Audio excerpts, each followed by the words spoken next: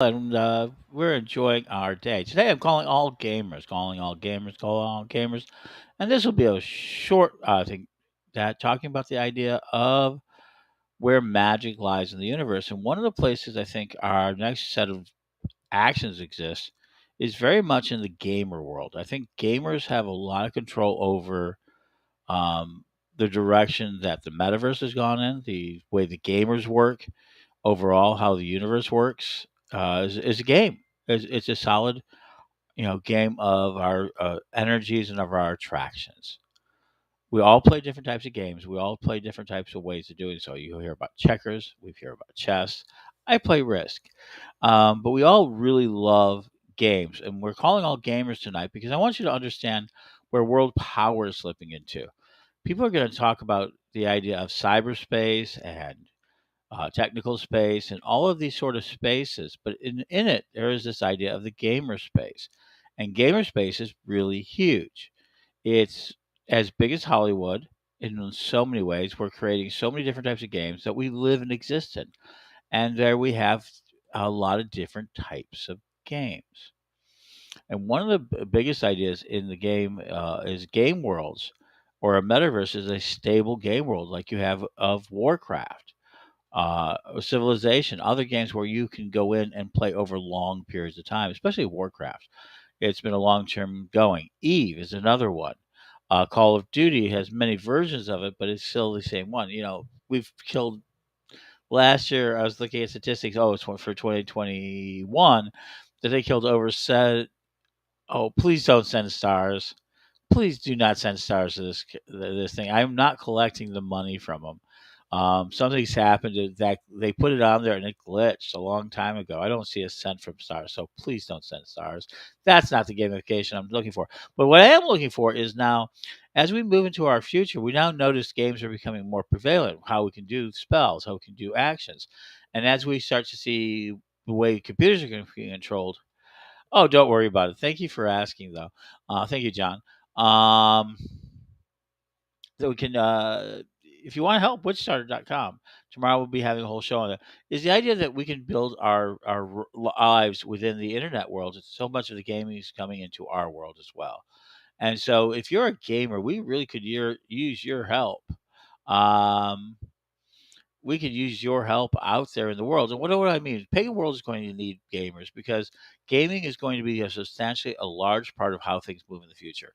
Right now, war is turned into a war game. It always has been a war game for some people, but now it's a video game. There are actually people who are flying drones from happy Norfolk, Virginia, where they have drone system.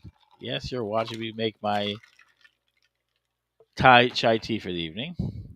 And that's it. Yeah, that's just yet another metaphor of what we do. And that they're flying drones around all over the world. There's a thing called telepresence, which is about putting your presence into the world of the game or in the robot. So people are actually projecting their reality, their psychos, their mind into these robots, and that they're able to move them across it.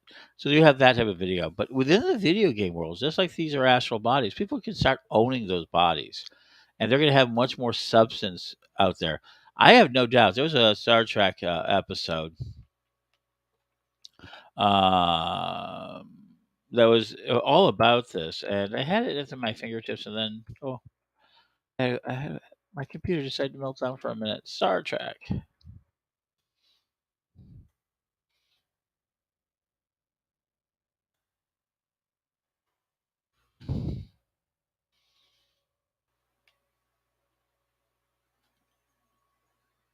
Oh well.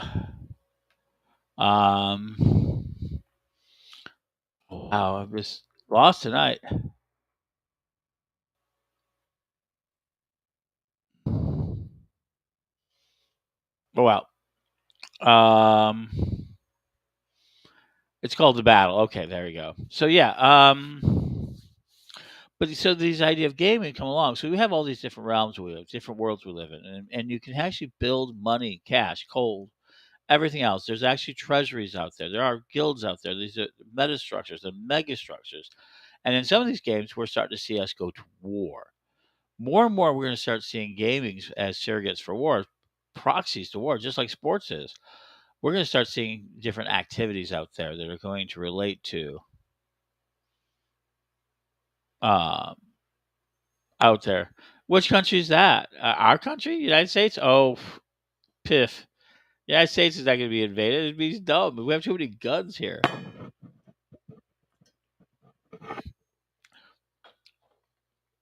But virtually, oh, it could happen. We're seeing that virtually all the time. The idea of virtual invasions, virtual worlds.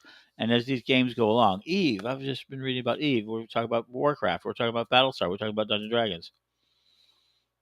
Arlene Freed. Second Life is an excellent platform just for socializing. Tell that to the jihadis who used it for weapons training. Yeah, they found that out too.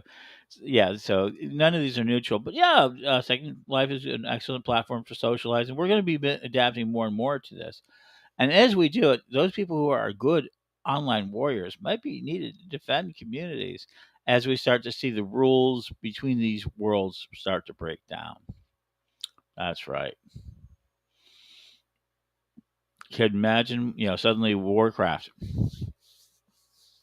There's already happened in Call of Duty. I've understood.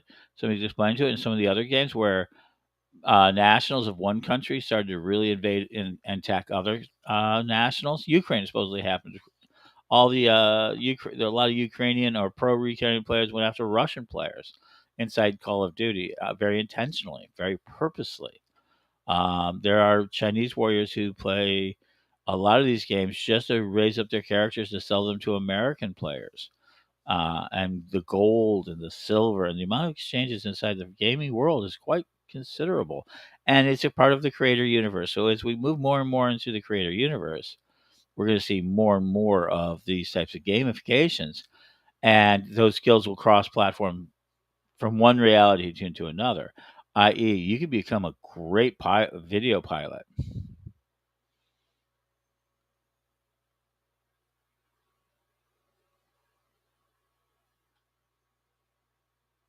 What? Oh my God. Okay. I'm not going to get into a fantasy war about World War II. U.S. has been attacked several times. Of course, the D-Day in Hawaii, of course. We all know that. 9/11, yeah.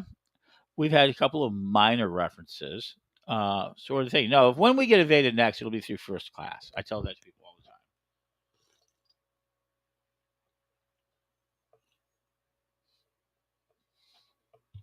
We're about to get into the superhero wars. And that's one of the things I'm talking about. Calling all gamers, calling all gamers. We need now to begin looking at gaming not just as gaming because people like it, but for those people who are involved to see it as a new next skill set in protecting our communities. This is very important. We're going to start seeing we're much more likely to be invaded in cyberspace than we are ever in our physical space. And in our physical space, it'll be through first class. We're going to start seeing a lot more this activity for the battle of the mind. Churchill said it. The next empires will be of the mind. Um, I don't know. It says I play DC Universe online. That's another one. These continuous realities, and they're persistent, and they're hyper realities. They're called hyper realities. We create them and we exist in them. So, if you're a gamer out there, the time is coming where we're calling on you to help us build the next pagan world. That's right. The next reality we're going to be building. We're going to have a lot more say and a lot more control over it. So, gamers are the key to the next level. Be it Second Life, be it gaming systems, all that.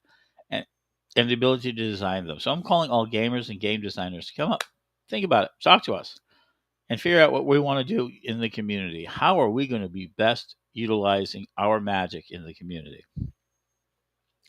And so that's really where I'm at. So gamers, AI, CPT chat, all of this is all in your area. Uh, It's a lot of fun. So John mentions that I'm only a beginner at games and I've added a couple of game apps to my cell phone recently, more skilled at playing them.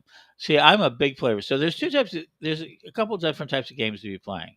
So there's finite games, and I love those. Those are checkers, chess, life, any sort of board game that has an ending to it. It's called a finite game, and I love those types of games. The rules we play and everything else.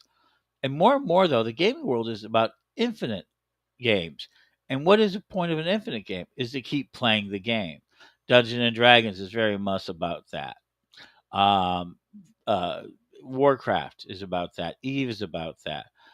Elder Scrolls were about that. There's a lot of games out there that keep building just for the sake of playing, and the games that are most fun to play for people are the infinite games, the games that will don't have an end, but might have contain smaller finite games.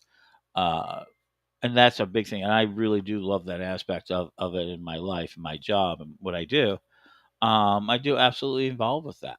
So there it is. Calling all gamers. If you're not paying attention to what's about to be happening, please do. And I think we could use your help. Tomorrow, I'm going to be back. We're going to have a long show tomorrow, a good, strong show. And we're going to be talking about Witch Starter. We're going to have our friends come on, and here we go. But today, calling all gamers, the reality that you've ever wanted. Your reality is going to become a lot more important. And you, my friends, are going to have a much greater way to serve whatever nation you want to. Blessed be, and remember, keep up the fight.